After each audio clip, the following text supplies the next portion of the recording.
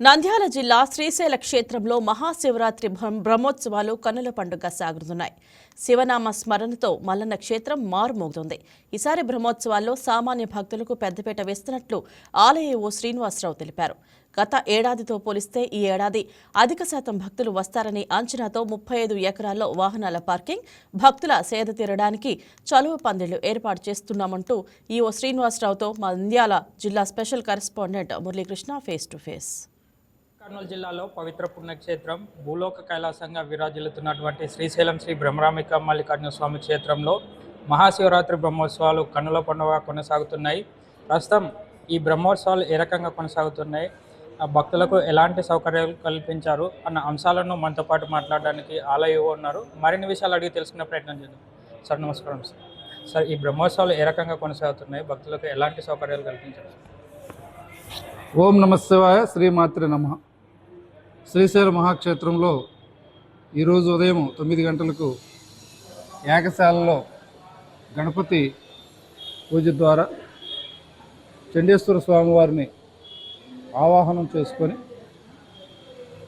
సకల దేవతలను ఈ యొక్క బ్రహ్మోత్సవాల్ని దగ్గరుండి నడిపించుకోవడం కోసం ఇప్పుడు 7 గంటలకు ధ్వజ ఆరోహణం కార్యక్రమం ఉంటుంది. ఆ కార్యక్రమంలో భేరీ నాదంతో ఈ యొక్క బ్రహ్మోత్సవాలు పూర్తి స్థాయిలో మొదలైనట్లుగా భావించాలి. శ్రీశైల క్షేత్రం అనగలోనే ద్వాదశ జ్యోతిర్లింగం, అష్టాదశ శక్తిపీఠం రెండు ఒకే ప్రాకారం లోపల ఉన్నటువంటి భారతదేశంలో ఉన్నటువంటి ఏకైక క్షేత్రం. అలాంటి క్షేత్రంలో గత సంవత్సరం సుమారు 10,15,000 మంది ఈ 11 రోజుల పాటు స్వామి అమ్మవారిని దర్శించుకున్నారు. ఒక్క మహాశివరాత్రి రోజు 1,10,000 మంది కేవలం దర్శనం చేసుకున్నటువంటి భక్తుల సంఖ్య తెలుస్తూ ఉంది.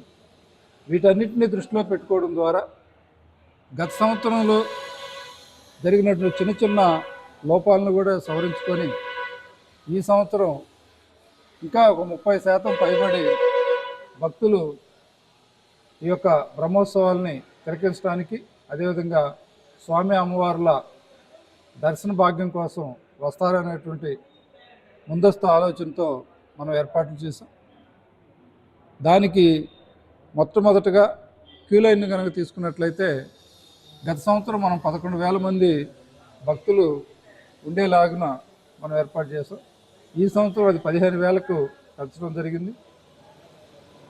అదేవిధంగా ఆరు బయట ఎక్కడ ఖాళీ ప్రదేశం అయితే ఉంటుందో భక్తులకి మనం ఇచ్చేటువంటి వసతి, అదేవిధంగా సామాజిక భవనాల్లో కూడా వాళ్ళకు వసతి లభించినప్పుడు ఈ ఆరు బయట ఉన్నటువంటి చలువ పందిళ్ళని ఆసరాగా చేసుకొని మరి వారు అవసరమైన కాడ స్నానాలు చేసుకొని శౌచాలయాలను ఉపయోగించుకోవడం ద్వారా ఈ ఆరు బయట వారి కుటుంబాలతో సేద తీరటానికి మనం చక్కటి వాతావరణంలో ఈ చలువ పందిళ్ళని 6,27,000 చదరపు అడుగుల్లో ఏర్పాటు చేశాం.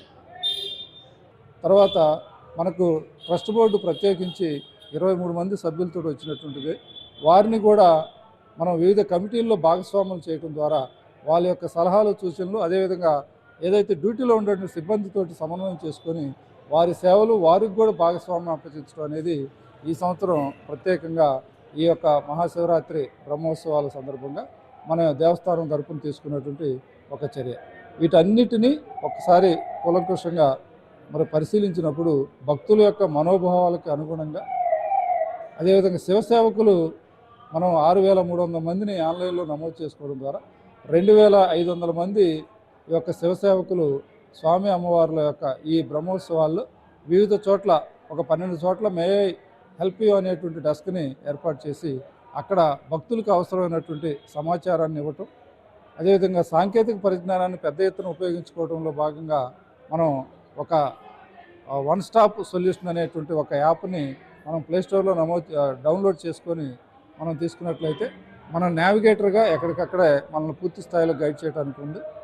దాంతోపాటు సిబ్బందికి మనం ఇష్యూ చేసేటువంటి ఐడి కార్డులు అన్నింటిలో కూడా ఆన్లైన్లో మన యొక్క డేటా ఫీడ్ చేస్తే ఆయా కలర్ కోడ్ ప్రకారం వారి యొక్క డ్యూటీ పాయింట్తో సహా మనకు ఆన్లైన్లోనే ఈ కార్డు వచ్చేటట్లుగా కూడా సాంకేతిక పరిజ్ఞానాన్ని పెట్టాము. చిన్నపిల్లలు తప్పుకోకుండా వాళ్ళకు రిస్ట్ బ్యాండ్ని క్యూఆర్ కోడ్ తోటి ఉన్నప్పుడు ఏదైనా పొరపాటున పిల్లలు కనుక తప్పిపోయినట్లయితే ఆ పిల్లలు ఎక్కడ ఉన్నారనే దాన్ని మనం గూగుల్ మ్యాప్ తోటి వాళ్ళ తల్లిదండ్రులకు అప్పగించడానికి కూడా మనం ఏర్పాట్లు చేస్తాం. ఈ విధంగా భక్తుల యొక్క అవసరాలు, అదేవిధంగా ఈ శ్రీశైల క్షేత్రం తిరుమల తరహాలో ఆ స్థాయిలో ఈ యొక్క మహాశివరాత్రి బ్రహ్మోత్సవాల నిర్వహణకు సంబంధించినటువంటి చర్యలన్నీ తీసుకోవడం జరిగింది. ఈ సంవత్సరం భక్తుల యొక్క సంతృప్తి స్థాయి మాత్రమే ప్రామాణికంగా, ఖర్చుకి ఎటువంటి దేవస్థానం వెనుకాడక ఈ కార్యక్రమాలన్నీ కూడా చేపట్టడం జరిగింది. భక్తులకు ఎలాంటి అసౌకర్యాలు కలగకుండా స్వామివారి దర్శనం 1 గంటలోపే జరిగే విధంగా కూడా చర్యలు చేపడుతున్నామని చెప్పి ఈవో తెలుపుతున్నటువంటి పరిస్థితి. Muralikrishna, YK TV, Srisailam. Hi viewers, ఈ వీడియో మీకు నచ్చినట్లయితే లైక్ కొట్టి షేర్ చేసి వైకే టీవీని సబ్స్క్రైబ్ చేసుకోండి.